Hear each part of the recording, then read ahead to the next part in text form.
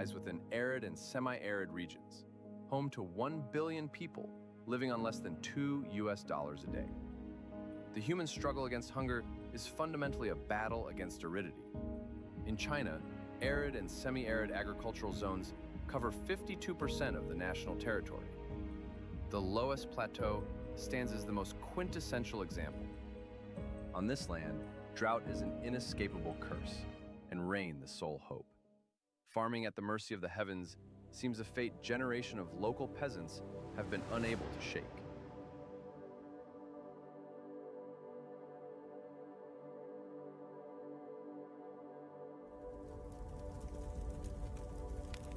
As early as 8,000 years ago, the ancestors of Gansu's Dadiwan began collecting rainwater to irrigate their fields.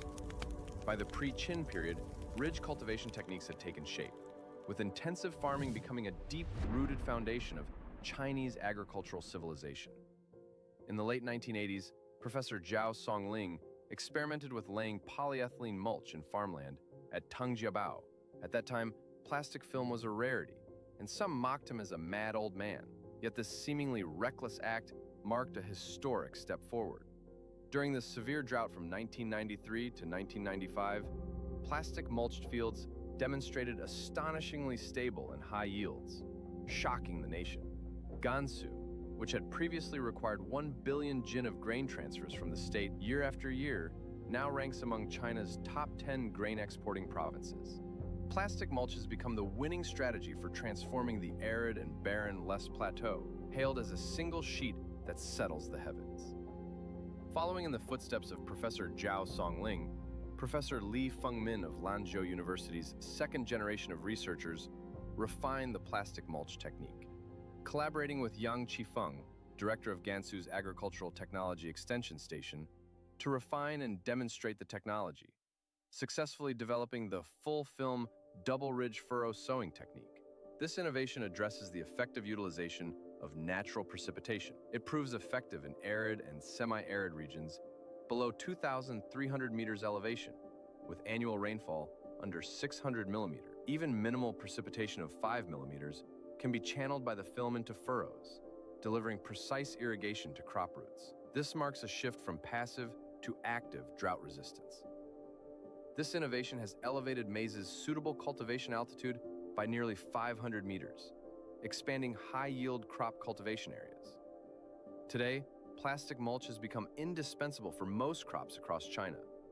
In 2008, this technology yielded 1/5 of the province's grain output from just 7.2% of its arable land. The ridge furrow plastic mulching technique played a pivotal role in China's battle against poverty. Xiong Yukai's team, pioneers of third-generation plastic mulch technology, has now taken up the baton. They are extending this dryland farming technique to more water-scarce regions, boosting grain yields and production. This time, their sights are set further afield, dedicated to forging agricultural partnerships with Belt and Road partner nations. Thus began a 15-year exchange between a Chinese team and an African nation.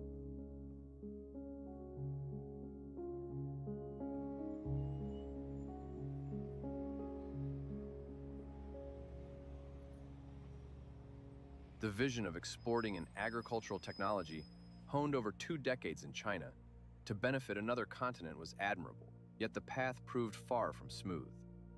In 2011, when Xiong Yukai first arrived in Kenya with his team at the experimental field they had secured after considerable effort, the sight before them was profoundly shocking. 到了这个非洲的第一关，就把我们撂在这个10几亩的荒地上面，布满了石头、荆棘、草，那就不是一块农田啊。那他就说要我们做实验，他只能给我们这么这个荒地做实验。那我们一口气啊，我就是打赤脚啊，我就是下地干活。我跟我的学生一起，那就把那10几亩地的这个呢重新翻了一遍，把大石头、小石头全部剪干净，草根、树根全部搞干净，然后把它搞整平，整成了方方正正的这个10几亩地的农田。Once the barren slope was leveled into farmland and all preparations were complete, we laid the plastic mulch film we'd brought from China across the experimental field. As everyone eagerly anticipated its effectiveness, we unexpectedly faced another setback. 地膜为例，我们刚来的时候呢，因为我们是按照国内的生产标准、国内的紫外线的强度来生产的地膜，所以一到这儿来就全部的一个星期就是鸡蛋那么大的孔，鸡蛋那么大的孔就地膜全部融化了当时我们都傻眼了。那像这种情况呢，我们很快的又跟国内的这个呢生产厂家联系来对这个地膜的这个呢材质进行改造，加强了它的强度特别是抗紫外线的强度。那么这样呢我们生产新一代的地膜呢，就能够呢在东非高原呢能够大面积使用。In this photograph taken at the Katumani experimental site in 2012, fields cultivated using traditional local methods yielded almost nothing, while maize grown under ridge furrow mulching showed vigorous growth and high yields. In August 2012, encouraging results emerged. At the end of maize's first growth cycle at the Katumani trial site, plants grown using ridge furrow mulching exceeded 2 meters in height, with plump ears. In contrast, maize cultivated using indigenous traditional methods reached only about 1 meter. 那个2012年呢，我们第一期实验呢，其实上呢所获得的玉米和小麦的产量、生物量、水分利用效率，这个提高的幅度超乎我们的想象。我们在黄土高原呢是可以达到了提高30%到50%这个对于主粮作物的这个产量但是东非高原呢，我们发现呢一下子提高了120%以上。水分利用效率呢提高了600%，甚至因为是在越干旱的季节，能够地膜覆盖这个技术呢，它展示出的优势就越大，那提高的幅度就越大。This stark contrast has drawn widespread attention. Following the trial, nearly 20,000 people visited the experimental site to observe and learn. Yet, the adaptation of Chinese technology to local conditions in Africa has only just begun. Across the vast expanse of Africa, the most primitive farming methods persist, relying on the whims of the weather, with widespread cultivation yielding meager returns. Kenya's nationwide plastic ban presented a fresh challenge for the team, promoting ridge furrow plastic mulching and recovery techniques while safeguarding the environment. 我们把全膜改成条膜，从原来的垄沟地膜覆盖技术，我们呢变成了垄沟地膜覆盖与回收技术。将来呢，我们回收到的残膜还要进行资源化利用，那把它的变废为宝，这样呢就达到了污染的消除和粮食生产的一个双重双赢的这样一个局面。As early as the 1960s and 1970s, agricultural experts from Japan, South Korea, and Germany conducted research on drought-resistant techniques here, but the high costs proved prohibitive for local farmers. 东非高原呢，垄沟地膜覆盖技术呢，其实上就是在黄土高原的传统的技术的基础上，进一步的改造和优化、在地化所形成的。东非高原呢，其实上呢，它是不需要全覆盖的。就是我们只要盖条膜，在这个垄上盖地膜就可以了，沟里再不需要盖了。第二个呢，它也不需要全程覆盖，它盖2个月就可以了，就达到什么呢？在地化了。所以呢，就能够解决呢雨水资源的时空的协调利用。东非高原呢，土壤的肥力特别是有机碳的含量这些关键指标是要显著高于黄土高原的黄棉土。所以这边的产量呢，要比黄土高原呢，至少要高出20%以上。While the concept of localizing technology may seem straightforward, its implementation presents considerable challenges. Over the past 15 years, Lanzhou University has dispatched 5 batches comprising 25 postgraduate students and 7 faculty members to Kenya to conduct in-depth research on localizing this technology.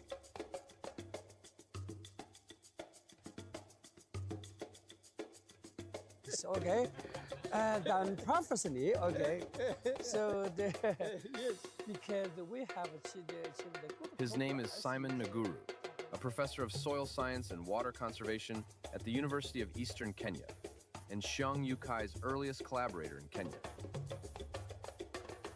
This is his farm in Machakos County, serving as one of the demonstration sites for Chinese plastic mulch technology in Kenyan rural areas. The villagers here are all Kamba people, with women predominantly engaged in agricultural cultivation. Crops primarily consist of maize, mangoes, and pigeon peas.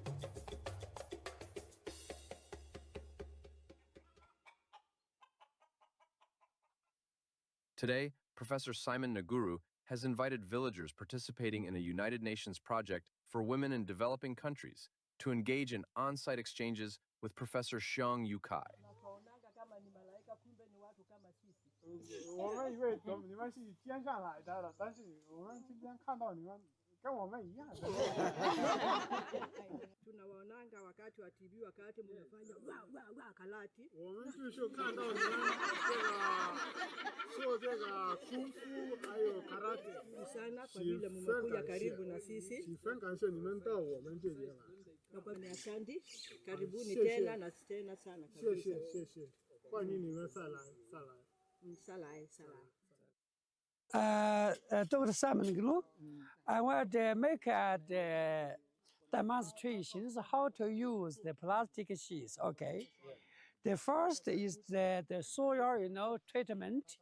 We need to make this furrow. Okay, or this ridge. Okay, this ridge, and this furrow, and this furrow. Okay. So this distance between two furrows, okay. 他说这个以前用过种玉米的时候，就是铺地膜，然后种玉米，还用当地的语言给各种农民介绍。他说他们问我们在哪可以买到这个地膜。Please wait patiently. Ngojeni kabisa.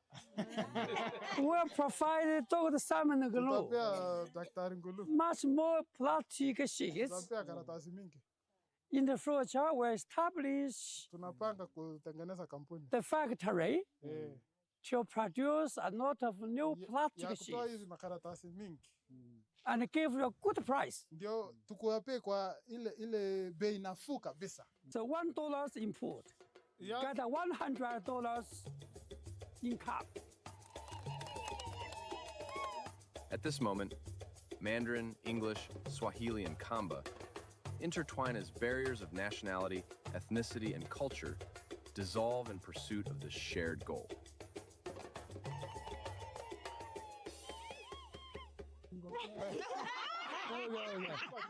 Okay.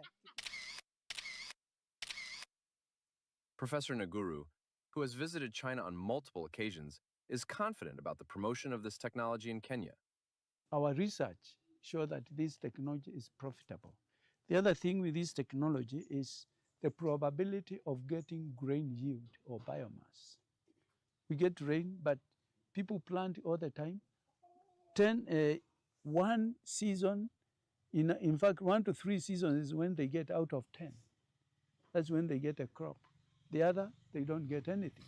And these people will tell you, rain comes, it falls too much, but there's too much heat, or the water goes. Once it goes, soil is left with no water, and people cannot harvest. But if we use this technology, we increase by over 70% probability of getting some yield. And if we do this, it will be good because people here, if you go around, you find a lot of people farming large areas. When I went to China, I saw people farming small areas and getting a lot of food. That is something that needs to be done here in Kenya. Because instead of putting a lot of effort farming very big areas, farm a small area, get big yield. Farmers who have already used Chinese plastic mulch are highly satisfied with their harvests. Hii karatasi nilipopanda naye nilipewa na Mr. Nguru sababu huko haipatikani. Aliniambia imetoka China. Kwa hivyo alipolete akanipatia kama 3 hivi. Nikapanda naye na niliona mazao ilikuwa mzuri sana. Ile ilikuwa chini ya juu ilikuwa kilo 9. Ile ya chini ilikuwa kama kilo 3, 5 hivi sababu inaenda na size. Unaweza panda lakini inakuwa ni sababu maji mpaka utumie maji mingi. 我们在非洲的经验呢，当我们大面积推广这项技术的时候呢，当地的农户啊，看到这么高的收成，有饭吃了，能够吃饱饭了，他是非常喜欢。所以当人看到希望的时候，他就有内在的动力。Addressing the Kenyan farmers' need for affordable plastic mulch is also a key objective of Xiong Yukai's mission. He has already reached a preliminary agreement with the University of Eastern Kenya to establish a production facility.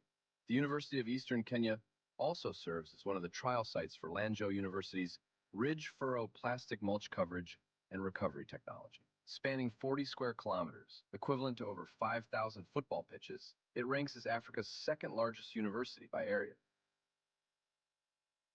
Transforming arid lands into oases, changing lives, embodies the aspirations and steadfast commitment of its faculty and students. The University of Eastern Kenya expressed interest in jointly establishing Africa's first agricultural film production enterprise. So I'm from Nantong University. We're honored to be invited. Today, two Chinese agricultural film and machinery manufacturers presented their production technologies, equipment, and raw materials to experts and professors via video conference. The best. 肯尼亚的快点比你们好。这一家致力于现代高效旱作农的研发、生产、销售为一体的装备制造。Local production and local recycling are now within reach, heralding the imminent arrival of low-cost African agricultural film tailored to local conditions. 在广大的这个非洲农户，他们非常积极，非常渴望能够大面积推广这个技术，所以这是我们最大的一个动力都觉得我们这是有意义的事情，所以也愿意呢投资建设地膜厂搞示范中心，搞大面积的农户培训，搞这个地膜产品这个生产与回收特别是在残膜的回收和重新加工利用。那这些健全的产业链如果一旦形成的话，我相信呢，肯尼亚人民乃至的推广到东非高原，只是整个非洲干旱半干旱地区，我想呢，这也是一个前无古人后无来者的这样一个重要的一个进展。Wang Yang and Li Xianpeng, postgraduate students from Lanzhou University, are part of the 5th cohort sent to Kenya for experimental demonstrations. Today, they will join local students Alex and Sylvia to conduct field surveys and soil sampling in Ingeborg County, Nakuru. Situated on the edge of the East African Rift Valley with views overlooking Lake Nakuru, Ingeborg County offers breathtaking scenery.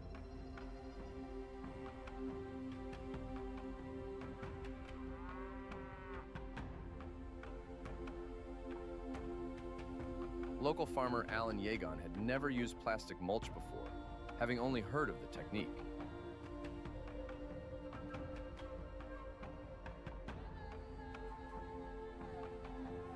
Plastic film mulching is a new technology used by farmers.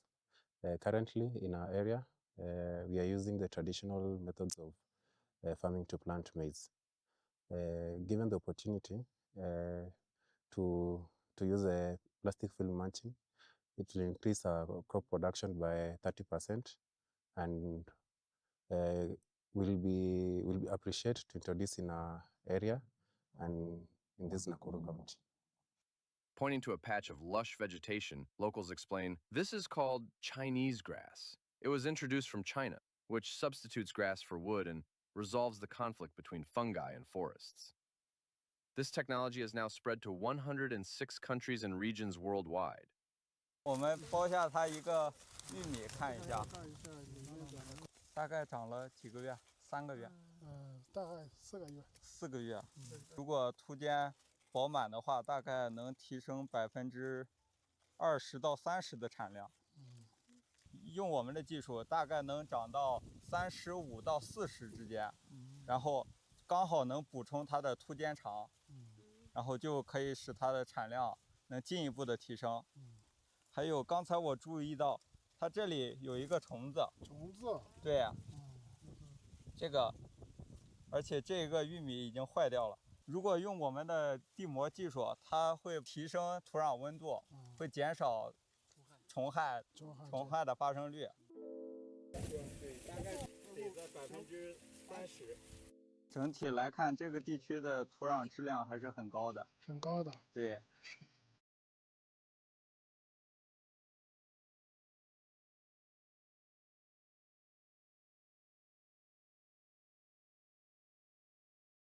Today, Mei Fujian will collaborate with Kenyan students to systematically analyze the physicochemical properties of this soil sample from Nakuru through particle size analysis and organic matter content determination. This work will establish a data foundation for future experimental promotion of plastic mulch technology in this region. Wesley, aged 33, was the first student recruited by Xiong Yu Kai in Kenya. This young man, who developed an interest in agricultural technology from a young age, after completing his undergraduate studies, he became Xiong Yu Kai's postgraduate student. Now, having earned his doctorate, he is an associate professor at Jomo Kenyatta University of Agriculture and Technology.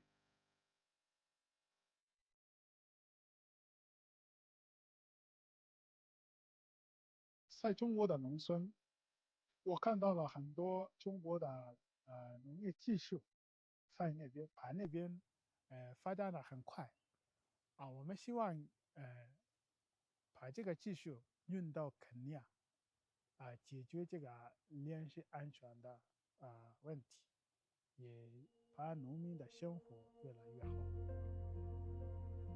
Currently, Professor Xiong Yu Kai's research group includes 11 Kenyan students who, like Wesley in his time, are studying China's dryland farming techniques. 6 students have already completed their studies and returned home. Jointly training international students and agricultural technicians while disseminating farming techniques has become routine for Xiong Yu Kai's team. He admitted the first international student to pursue a degree at Lanzhou University. To date, 44 students from Pakistan, Kenya, Zambia, Ethiopia, and other nations have studied here, returning home with technical expertise to become ambassadors of know-how along the Belt and Road. The campus glowed with vibrant autumn hues as the Silk Road Melodies, Beauty at Lanzhou University, 2025 International Culture Festival unfolded as scheduled. International students from 40 nations shared tales of their homelands through song, dance, and cuisine. This gathering fostered not only knowledge exchange, but also forged bridges of friendship among young scholars. Kenyan student Suma and her classmates meticulously prepared traditional dishes, kachumbari, pilau, and chapati. Mian Pian, a staple noodle dish in northwest China, was prepared by Wang Yang and Li Xianpeng, students who seldom cook at home, in their modest rented accommodation far from Africa. Not long ago, they even recreated jiangshui, a traditional northwest Chinese drink renowned for its cooling properties. This was likely the first bowl of jiangshui ever made on the African continent. Their social media posts garnered enthusiastic praise from classmates. This cornmeal-based dish, known as ugali, is a traditional staple in East and Southern African nations, typically served with meat stews or vegetables. Beloved by locals, ugali is regarded as a cultural emblem of Kenyan cuisine. In China's northwest, a similar dish made from cornmeal mixed with water is called sanfan. The difference lies in texture. One is porridge-like, the other forms into lumps.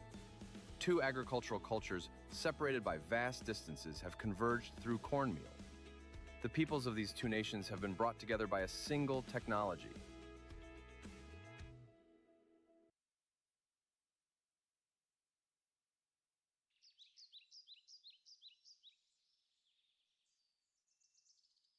我们这2个生长季的科研任务就是用我们的垄沟地膜覆盖与回收技术来种植当地的黄豆，然后经过这2个生长季的下来，然后这个黄豆的生长效果的提升也是非常大的。我在肯尼亚2年经历了4个生长季的实验，这个4个生长季的实验呢，让我明白做农业研究一定要像一个农民一样，你要踏踏实实的去深入到田间，你才能发现农业研究的问题。而另一方面呢，通过在肯尼亚的研究，让我发现在非洲大陆上还有个更广阔的一个空间。我要感谢熊老师，他给了我这个机会学习这个知识， ta让我们努力学习，因为然后我们可以改变我们的生活。我学了农业技术，还有我也学了那个认真态度，可以改变结果。Shitogo, Lianda Township, Yuzhong County, lies over 30 kilometers from Lanzhou city center. This region epitomizes the gullied terrain of the Loess Plateau, experiencing drought 9 years out of 10, with annual precipitation barely reaching 300 millimeters. Since the 1990s, Lanzhou University has conducted trials here to promote plastic mulch technology. Today, Professor Xiong Yu Kai brought newly enrolled students to observe firsthand how a field has sustained mulch use over many years. I'm conducting the seminar, this type of the observations, the conclusions have been found from the functional role of the moss. I have gained a lot learning farming technologies in China through Professor Xiong. He's the one who has taught us about the plastic field mulching, the ridge and furrow irrigation system, and so many other technologies that if I take this back at home, it will really help the farmers back at home, and it will help our country, Kenya. Liu Ditai was among the first farmers to experiment with plastic mulch. Having just finished his farm work, he enthusiastically shared this year's corn yield with Professor Xiong. 所以今年我看到，今年应该是产量最高的。今年就是。最近的起码最近10年没有见到这样的今年的雨水好，而且呢还是全膜双能沟壑技术还是管用的。当然。一直管用，是吧？一直管。它不光是高产，还稳产。我们这一个区域呢，这一个农贸界适应可以追溯到90年代了啊，90年代开始就是那个时候是70公分地。对。我们老百姓开始就投种玉米。原来那个时候，国家把地方拨给老百姓割。对。就破老百姓不破。是的。他因为老百姓看不到那个好处。对。后头国家不补贴了，老百姓来，可没人破开了。对。他没人破这个东西。因为效果在那地方。对。Plastic mulch has become an essential item for the cultivation of the vast majority of crops. With the assistance of Xiong Yukai's team and local agricultural technicians, the technology for reusing plastic mulch has also begun to be promoted. Some mulch films can be used 2 to 3 times for different crops. Under government guidance, a plastic mulch recovery system has been established. Through the use of thicker, high-strength mulch films and biodegradable mulch films, coupled with methods such as trade-in schemes and points-based rewards, the recovery rate of old mulch has reached over 85%. In 2024, the area of plastic mulch used in Gansu province reached 32 million mu. Reducing plastic mulch usage while maintaining yields is the current research focus of Xiong Yukai's team. As he puts it, our predecessors laid down the mulch. Our task is to figure out how to take it up again while ensuring stable and increased production. Among the 17 goals of the United Nations 2030 Agenda for Sustainable Development, the first is the eradication of poverty, followed by the elimination of hunger. These two objectives represent the most unifying priorities, transcending cultural and ideological divides. China's contributions to these goals have garnered broad support from UN member states. In June 2023, at the invitation of the United Nations Environment Program, Professor Xiong Yukai delivered a thematic presentation. In February 2025, the Pakistan Academy of Sciences extended congratulations upon Professor Xiong Yukai's unanimous election as a foreign member. This marks the first time an ecology professor from Lanzhou University has received this honor. From East Africa to South Asia, China's plastic mulch technology is assisting more nations in tackling drought challenges. The Chinese people have made a lot of contribution in this country in all the sectors of the economy, in construction, all the engineering components, in all areas, including the agriculture. So it has been a very beneficial collaboration between the two countries. And I'm sure the Chinese, many Chinese working in Kenya, in many areas of the economy, many Kenyans studying in China, in many universities in China, and learning a lot of technologies on how we can transform things in this country. So it is very beneficial collaboration. This year marks the 15th year that Xiong Yukai's team has been promoting ridge furrow plastic mulching and recovery technology in Kenya. According to estimates, if this technology is successfully implemented, only 1/3 of the arable land would be required to produce sufficient food to feed Kenya's entire population. If rolled out nationwide, it could even transform Kenya from a famine-stricken nation into a food-exporting country. Today, a set of technical standards tailored for the East African plateau has been finalized.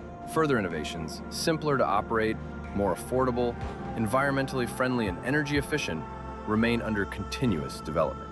The establishment of the China-Kenya Dryland Agricultural Technology Demonstration Park brings the dream of solving Africa's food security challenges through Chinese technology. To address Africa's food security challenges is no longer a distant prospect. 这项技术大面积推广，是向全人类实现了绿水青山就是金山银山这样一个目标。如果说叫我重新选择，我还是要选择它，因为无恙无悔，因为呢，那是希望。From the Les Plateau to the East African Plateau, over 15 years, he traveled back and forth for 38 times, covering more than 972,000 kilometers, equivalent to circling the Earth's equator with 24 times. A roll of plastic mulch paves not only the path to increase grain yields, but also develop a bond of friendship, spanning mountains and seas. The spirit of the poplar trees at Lanzhou University has taken deep root here, while the ribbon of the Belt and Road Initiative binds the dreams of two continents together. More will set out along this road in the future, since they know that eradicating poverty and ensuring food security have never been the responsibility of a single nation alone. It is a shared goal for all humanity. This proves to be unceasing, mutual journey across mountains and seas.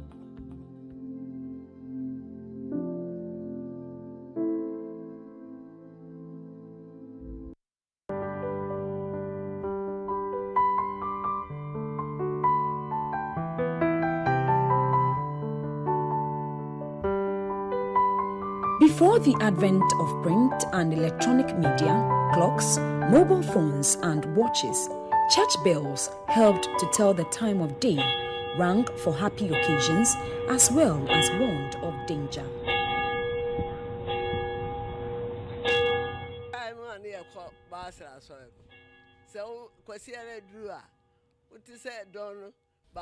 In the olden days, when you heard the Presbyterian bell being tolled, it meant you had to hurry to church. The bell was tolled 3 times, the first 2 for congregants and the third for choristers and reverend ministers. But when one heard the tolling on an ordinary day, it meant something serious had happened and you needed to approach the church premises.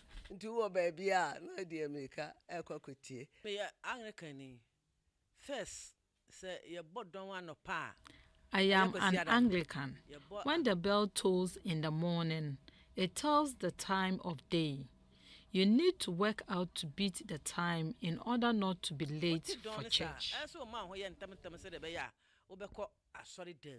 In some cultures, however, a gong or a gong-gong is used to serve this purpose rather than a bell. In North America and some parts of Africa, Some of the people have shaken seed-filled rattles in religious ceremonies in place of a bell. Throughout history, many cultures have used these sounds to express their feelings of joy and sadness. But in lands conquered by Islam, ringing of church bells, for instance, was forbidden, though as Muslims, they called their members to prayer with their siren.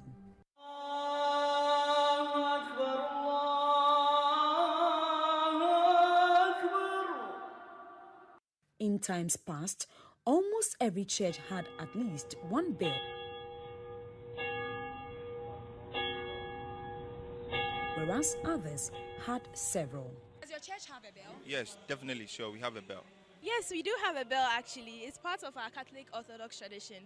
Does your church have a bell? No, charismatics and Pentecostals don't use bells. Yes, they don't use bells, but other churches uses bells to inform people to come to church. The origin of church bells in Christian worship can be traced to the ram's horns and silver trumpets used in the Old Testament to announce the beginning of a feast. As early as AD 400, the introduction of bells in churches was ascribed to Bishop Paulinus of Luna in Campania, Italy. The use of bells spread wide and rapidly in those unsettled times. Their use was, however, sanctioned by Pope Sabinian in AD 604. For the Orthodox churches, the first use of the bell was in AD 853 when the Vatican Duke Ursus Patricians sent a gift of 12 bells to Emperor Michael III. However, it was not until the 12th century that the use of bells became widespread.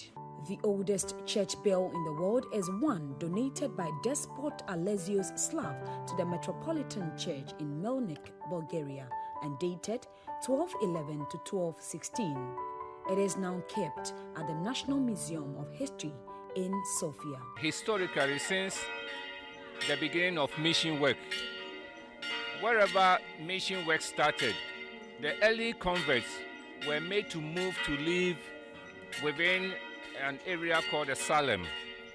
So within the Salem area, they established the church and they also hung the bell. If you have lived in a pagan town, you'll notice that even the pagans, especially the shrines, they have a way of beating drums to attract people or announcing that it was time for them to start their dance. Before you realize, many people have gathered. So it is a form of announcement.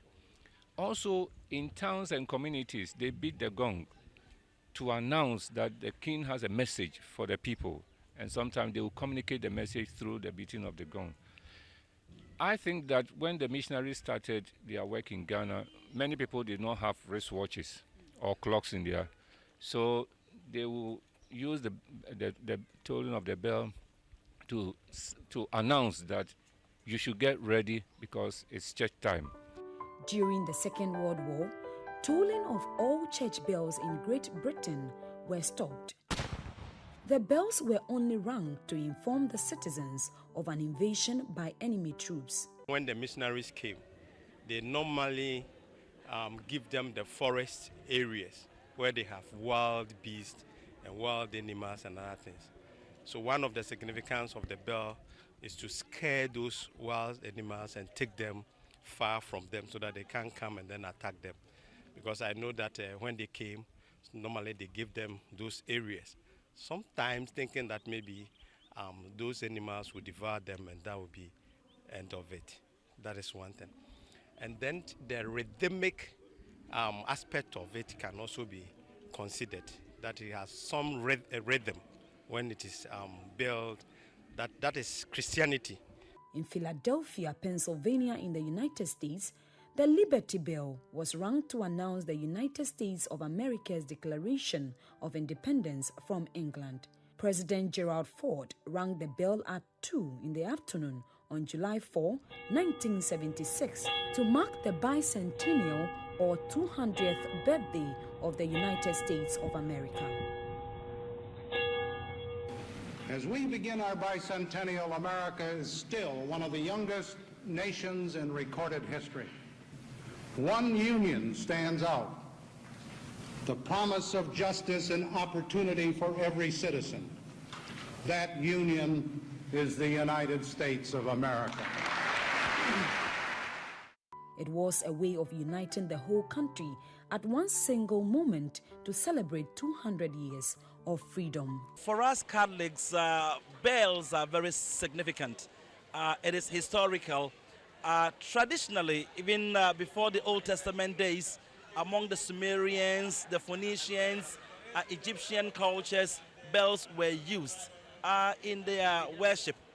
If you come to the Old Testament, in the days of Moses, it was also a recommendation that the high priest must have bells hanging on his tunic.